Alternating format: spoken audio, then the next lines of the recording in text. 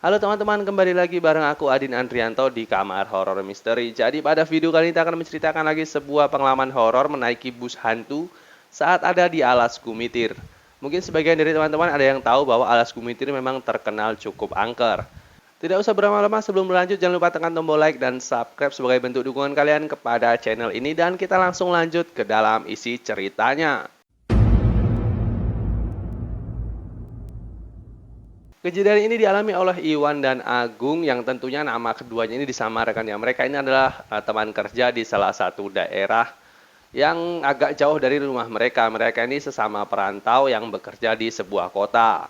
Jarak tempat mereka kerja ini dari kota mereka itu sekitar 8 jam menggunakan angkutan darat, dan mereka ini pulang ini sesekali jika ada keperluan saja. Iwan dan Agung ini mulai akrab karena memang mereka ini teman kerja ya, dan satu tempat kerja. Dan mereka ini tinggal di satu kota namun hanya berbeda daerah. Tapi kota mereka ini sama, mungkin beda kecamatan gitulah ya kan. Walaupun Iwan tidak mengetahui alamat tepatnya si Agung, tapi yang Iwan ketahui bahwa si Agung ini adalah seorang ayah yang sudah memiliki anak ya. Dia ini anaknya perempuan yang duduk di bangku SD, di sekolah SD. Sedangkan si Iwan ini baru menikah dan belum mempunyai anak. Agung tinggal di kota ini sudah hampir 5 tahun, dan dia pulang itu sebulan sekali setelah gajian. Karena saat gajian itu dia pulang untuk menjenguk anak dan istrinya.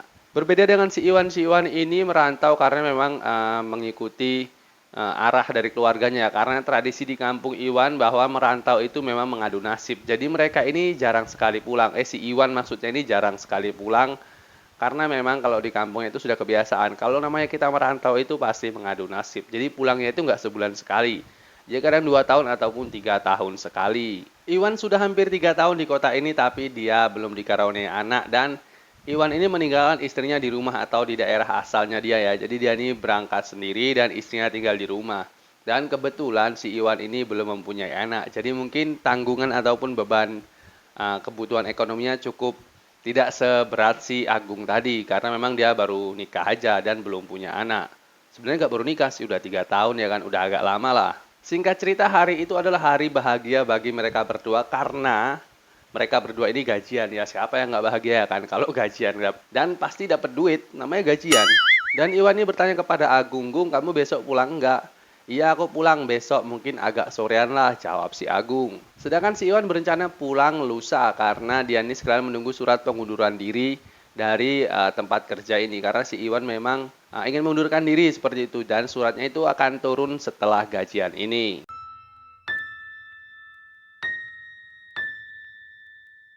Alasan mengundurkan dirinya si Iwan ada beberapa hal, dan istrinya itu sering menelpon si Iwan untuk tidak kerja di luar ya, atau kerja di sekitar daerah tempat mereka tinggal aja. Mungkin ya istrinya juga bosen ya kan sendirian, nggak ada suaminya merantau ke luar kota. Sepulang bekerja seperti biasa, mereka ini kembali ke kos, dan mereka menuju kos ini berjalan kaki karena jaraknya memang tidak jauh dari tempat mereka ini bekerja. Namun pada saat itu muka si Agung ini agak terlihat kusut ya. Entah kenapa, dan si Iwan ini bertanya-tanya kepada Agung, "Kenapa mukanya Agung kok kayak kucel, kayak sedih gitu?" Iwan pun bertanya kepada si Agung, "Kenapa Agung? Gaji kamu dipotong lagi ya?" Kata si Iwan. "Enggak bro, kayaknya aku bakal pulang sore ini deh, karena besok anakku sekolah dan anakku ini belum membayar SPP dan udah nunggak beberapa bulan. Kalau aku telat lagi bayar SPP anakku kemungkinan nggak bisa sekolah lagi," kata si Agung menjawab pertanyaan Iwan. Iwan pun kaget mendengar pernyataan itu ya, karena dia bisa merasakan betapa beratnya perjuangan seorang ayah untuk anak dan istrinya. Dan Iwan ini langsung berkata dalam hati, "Bagaimana jika aku nanti itu menjadi seorang ayah? Apakah akan seberat ini, dan seperti apa sih pertanggungjawaban seorang ayah ini?" Ucap Iwan dalam hati, karena merasa lah ya kan, karena dia udah menikah tapi belum punya anak. Dan dia melihat temannya yang udah punya anak, ternyata seberat itu tanggung jawab seorang ayah. Kayak kalian weh. Sama bapak kalian tuh gak usah ngelawan ya, minta duit ya bisa kalian itu. Sesampainya di kos, Agung ini terlihat sibuk sendiri, dan dia ini membereskan barang-barangnya karena dia memang mau pulang. Pada saat itu pukul jam 19.00 atau jam 7 malam, si Agung ini berpamitan untuk menuju ke terminal.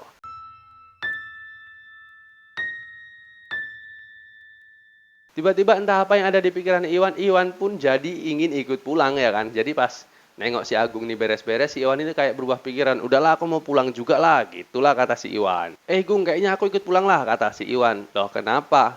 Katanya mau nunggu surat resign, jawab si Agung. Tahu kayaknya malas aja gitu nunggu surat resign. Aku pengen pulang aja. Nanti kalau surat udah keluar kan ditelepon sama perusahaan dan aku kesini balik bareng istriku sekalian jalan-jalan. Tiba-tiba saat mereka sedang berberes nih, sedang beres-beres, tiba-tiba ada sebuah kaleng plastik terjatuh dan kaleng itu pecah. Dan mereka ini kaget ya kan karena loh kenapa kok ini jatuh dan tiba-tiba pecah dan perasaan mereka itu mulai tidak enak.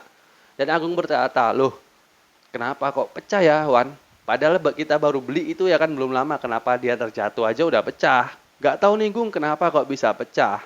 Pada saat itu Iwan merasakan ada hal yang aneh dan dia itu langsung meminum air putih. Aku mengambil air putih, minum dan dia itu menyenderkan bahunya di dinding kayak lemes gitu ya.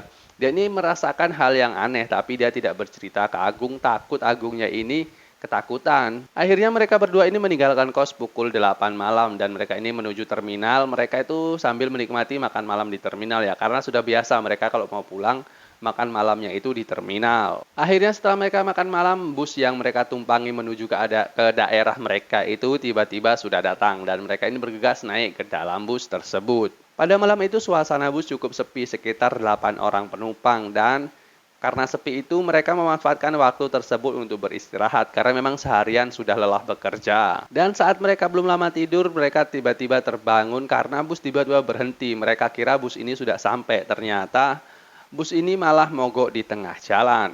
Karena bosan menunggu di dalam, akhirnya si Iwan ini memutuskan untuk turun bus dan hampir semua penumpang di situ ikut turun bus. Karena bus ini mogok sekitar 1 jam ya mereka ini bosan lah ya kan. Jadi akhirnya mereka ini memutuskan untuk turun bus dan menunggu di luar sambil mencari angin. Di sela-sela menunggu bus, si Iwan ini melamun sambil melihat si Agung dan berpikir betapa beratnya perjuangan seorang ayah demi anaknya, merelakan seperti ini ya. Kayak gitu ya dia kayak pulang buru-buru. Tiba-tiba mobilnya rusak, jadi dia nih tiba-tiba memikirkan keadaan si Agung atau nasib si Agung ini tadi. Lamunan Iwan pun tiba-tiba berhenti saat melihat Agung berjalan ke arahnya. Jadi si Agung ini nyamperin si Iwan sambil bilang, naik mobil lain yuk Wan, kata si Agung. Kayaknya mogoknya ini cukup lama, tadi aku udah ngobrol-ngobrol sama kondekturnya dan supirnya ini bilang kalau sekitar 1-2 jam mobil lain itu nyusul untuk jemput kita. Jadi kita bakal dipindahin ke bus lain. Tapi kan kelamaan Wan, kata si Agung lagi. Ya nanti dulu lah kita tunggu keputusan dari supirnya kayak mana, jawab si Iwan. Bukan masalah gitu Wan, soalnya kalau kita nunggu 1-2 jam lagi, aku sampai rumah itu nanti nggak pukul 7 atau nggak jam 7 pagi. Karena pasti telat dan anakku nanti takutnya nggak bisa sekolah karena udah nunggak bayar SPP. Kata si Agung menjawab lagi. Ya enggak lah, mungkin sekitar jam 4-nya kita itu sampai rumah, kata si Iwan. Iya kan itu kalau ke rumahmu, kalau ke rumahku lagi aku nanti naik angkutan umum lagi 4 jam. Mungkin bisa telat lah sampai rumahnya, kalau rumahmu ya dekat, kata si Agung. Ya udah terus kita gimana nih, kata si Iwan. Agung seketika langsung menuju ke arah kondektur dan tidak lama mereka mengobrol, akhirnya Agung nih masuk ke bus dan keluar lagi membawakan tasnya si Iwan karena memang mereka berniat untuk naik bus lain ya, mencari bus lain. Benar saja akhirnya mereka ini ingin mencari bus lain dan mereka berjalan kaki sekitar 30 menit. Yang mana tahu ada bus yang mengarah ke kota mereka.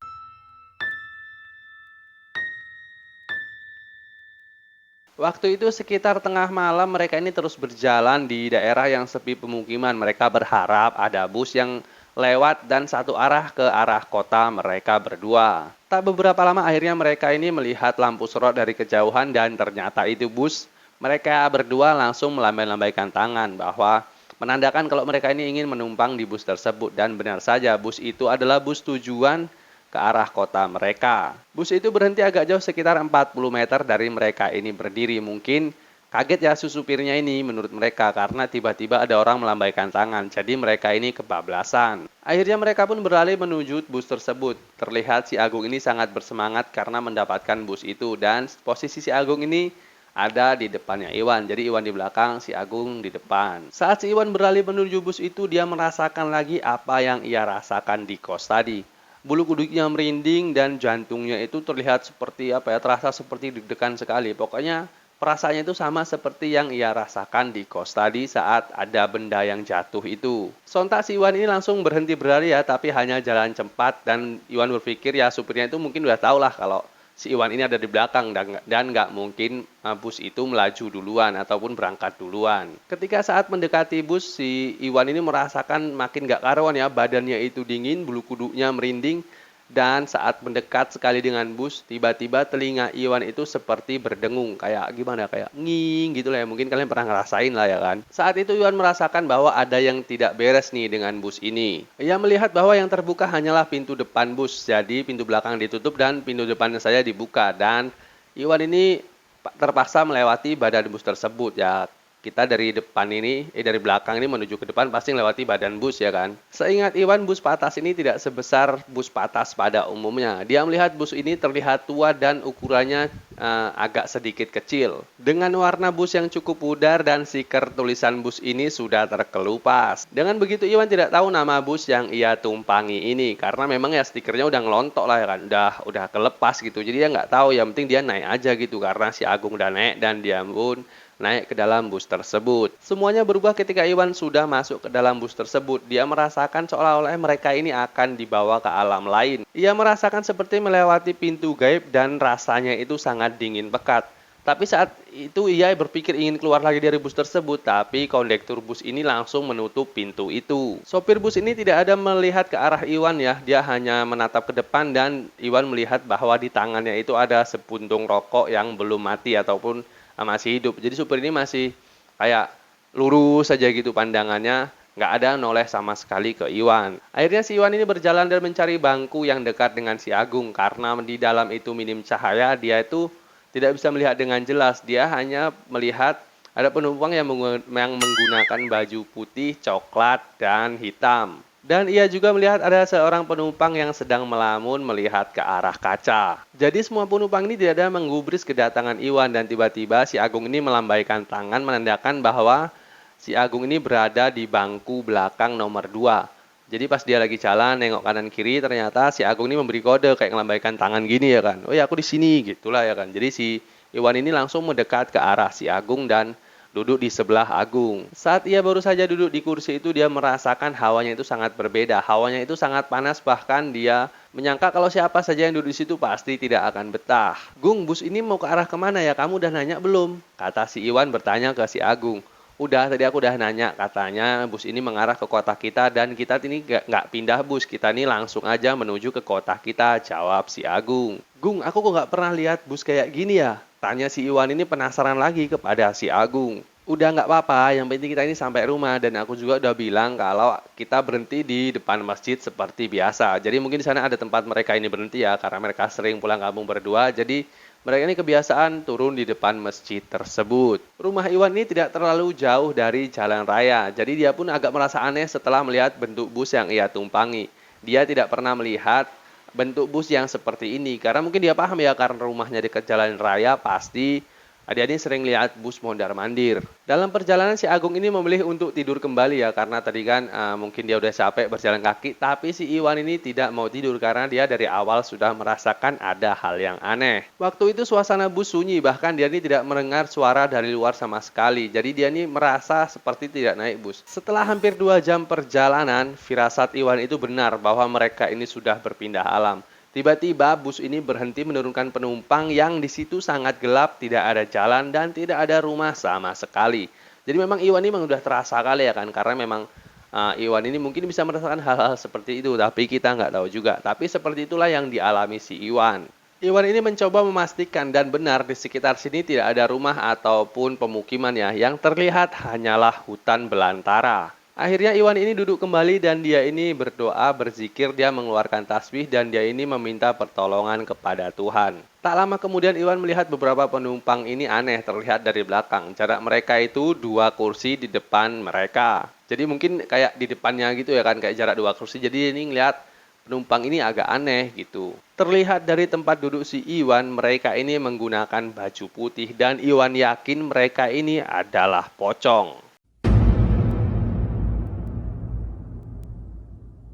Hal itu terlihat dari kain yang ada di kepala penumpang tersebut. Walaupun dia tidak bisa melihat jelas karena terhalang kursi, tapi si Iwan yakin bahwa mereka berdua itu adalah pocong. Baju putih yang kusam dan sisa tanah yang ada di kain putih itu membuat si Iwan semakin takut dan gemetaran. Ya siapa yang nggak takut ya kan, masa satu bis sama pocong. Kalian pun pasti takut, yakin aku.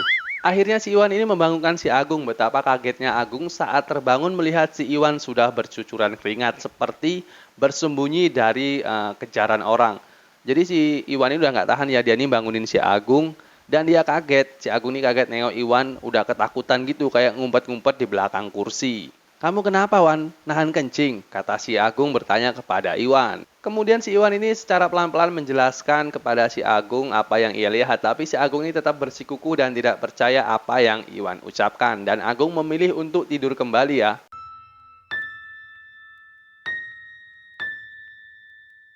Karena si Iwan tidak berhasil memberikan bukti kepada Agung. Saat si Agung ini terbangun, tiba-tiba sosok pocong tersebut sudah hilang. Jadi memang si Agung ini nggak percaya dengan apa yang diucapkan si Iwan. Jadi memang sudah sedetail mungkin si Iwan cerita dan si Agung ini ngomong, alah udahlah tidur aja lah, kamu nggak usah ngacuan. Kalau nanti kamu nggak tidur, kamu malah nahan kencing. Jadi di sini nih nggak ada toilet. Jadi mendingan kita tidur aja lagi. Masih jauh nih ke rumah kita, kata si Agung. Dan lagi-lagi si Agung ini melanjutkan tidurnya dan tak lama kemudian si Iwan mencium bau bangkai. Setelah Iwan cari-cari ternyata bau itu berasal dari bangku belakang mereka. Dengan pelan-pelan si Iwan ini mengintip ke belakang melalui celah-celah kursi dan di sana dia melihat ada seorang wanita menggunakan baju putih sedang tidur nyenyak. Iwan ini heran kenapa perempuan itu sudah ada di belakang situ. Padahal tadinya kursi belakang mereka duduk ini tadi belum ada orang. Tapi kenapa tiba-tiba sudah ada sosok Mbak Kunti itu tadi. Udah jelas Mbak Kunti nih. Udah nggak mungkin meleset lagi ya kan. Akhirnya si Iwan ini menggunakan jaketnya untuk menutupi hidungnya. Karena memang bau busuk ya. Dan dia ini berpikir untuk membangunkan Agung tapi tidak jadi. Karena percuma aja dia ini bangunkan si Agung. Si Agung ini nggak bakal percaya apa yang dibilang si Iwan. Setelah agak lama akhirnya bau itu hilang dan dia melihat ke belakang, si perempuan itu pun sudah tidak ada dan si Iwan ini memutuskan untuk tetap tenang dan berzikir. Iwan ini berpikiran ya bahwa nanti kalau dia sudah menemukan rumah ataupun pemukiman, si Iwan akan memaksa si Agung untuk bangun dan mengajaknya turun. Karena memang si Iwan ini udah nggak tahan ya dengan apa yang ia lihat di dalam bus tersebut. Sepanjang perjalanan Iwan tidak melihat bus ini berpapasan dengan kendaraan lain seperti bus ataupun sepeda motor. Yang terlihat hanyalah sepi dan mereka ini hanya berputar-putar di dalam hutan itu. Saat bus ini menurunkan penumpang pun keadaan masih tetap sepi. Jadi bus ini cuma muter-muter di hutan, berhenti menurunkan penumpang. Tapi Iwan nggak ngelihat apa yang bus ini turunkan kayak gitu. Iwan ini sama sekali tidak berani pergi ke depannya ataupun mungkin menanya kepada supirnya. Karena dia tahu bahwa dari awal dia ini sudah berpindah alam atau sudah dibawa ke alam lain oleh bus tersebut. Iwan ini berpikir keras bagaimana caranya dia ini bisa keluar dari bus ini. Dan benar, tiba-tiba bus itu berhenti seolah ada penumpang. Ternyata benar saja ada perempuan parubaya menggunakan baju coklat naik ke dalam bus tersebut.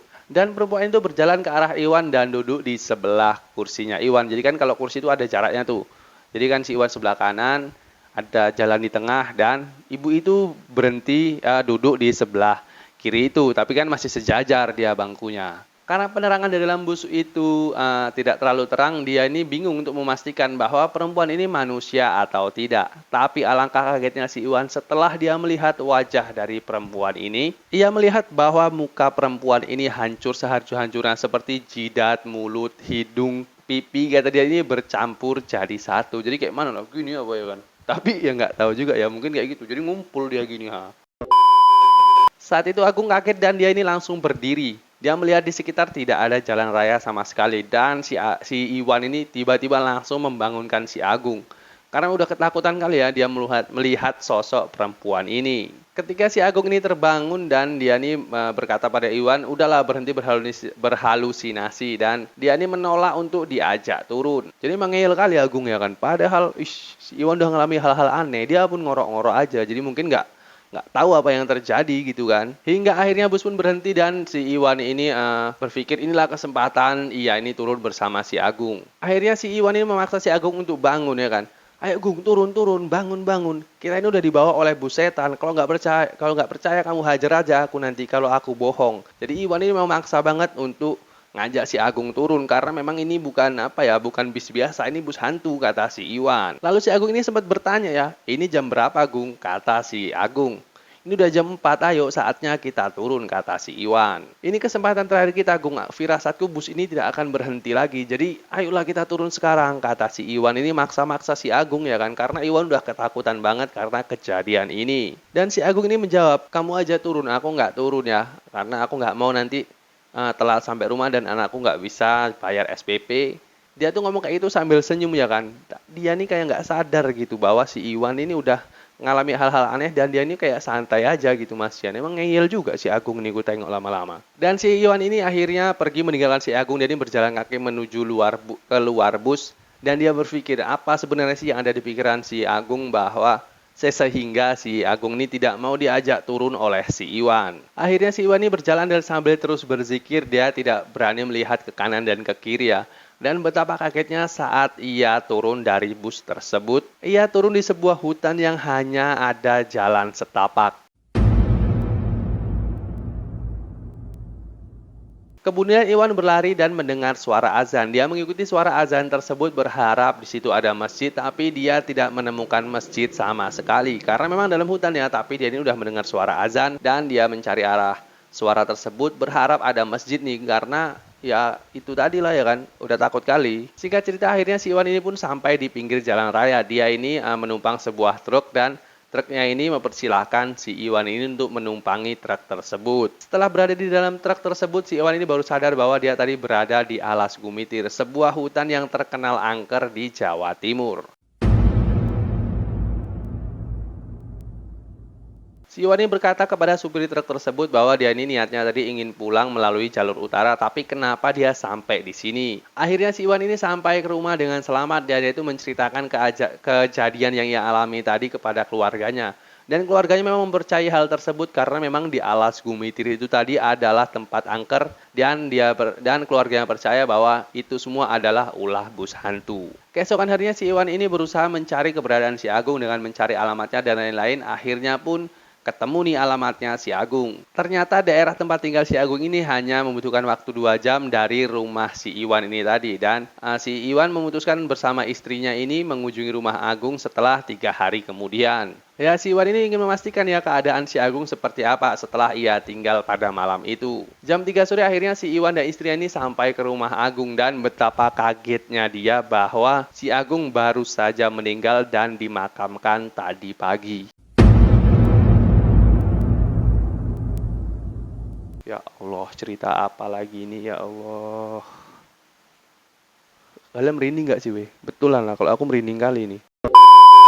Akhirnya si Iwan dan istrinya ini langsung melanjutkan takziah dengan rasa yang sangat kehilangan dan tidak percaya. Lalu saat itu si Iwan memberanikan diri untuk mengobrol dengan keluarganya si Agung karena dia melihat istrinya si Agung ini masih dalam keadaan syok. Jadi si Iwan tidak berani bertanya keadaan Agung melalui istrinya. Mendengar pernyataan saudara si Agung, si Iwan ini kaget karena memang si Agung meninggalnya itu tidak merasakan sakit sama sekali dan sehat-sehat gitu aja dan tiba-tiba si Agung ini meninggal dunia. Begitu waktu pulang si Agung ini mengatakan bahwa dia ini meminta maaf dan berpamitan. Seperti seolah sudah mengetahui bahwa dia akan meninggal, kata saudara si Agung.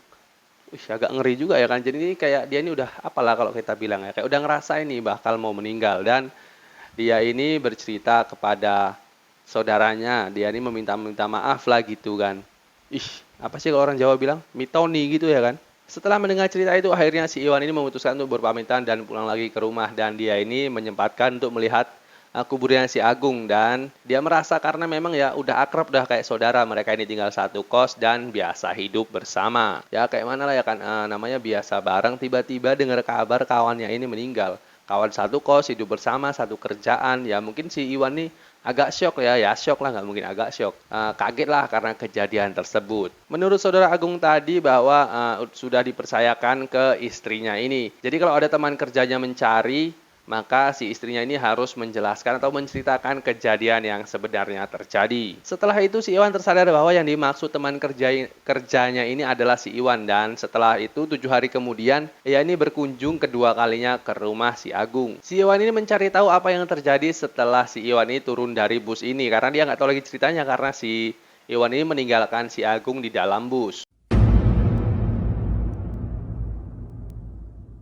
Dan pasti kalian penasaran seperti apa kelanjutan cerita yang disampaikan Agung kepada istrinya ini ya kan. Pasti kalian penasaran, aku pun juga sebenarnya. Jadi kita akan ketemu di part 2 ya, di part 2. Kali ini kita pakai part karena memang ceritanya sangat panjang dan kita akan bertemu di video selanjutnya.